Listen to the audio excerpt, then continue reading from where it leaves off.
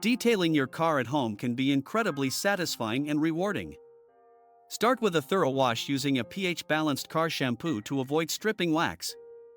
Use a microfiber wash mitt to prevent scratches.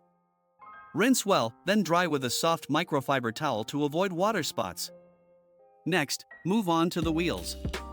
A dedicated wheel cleaner and a brush will help remove brake dust and grime. Don't forget to apply a tire dressing for that fresh, shiny look. For the interior, vacuum seats and carpets, then use an all-purpose cleaner on surfaces. A soft brush can help get into tight spots. Finish with a quality protectant on vinyl and leather to keep everything looking new. Finally, apply a wax or sealant to the exterior for a protective layer and a brilliant shine. Remember, the key is patience and attention to detail. Enjoy the process and take pride in your ride.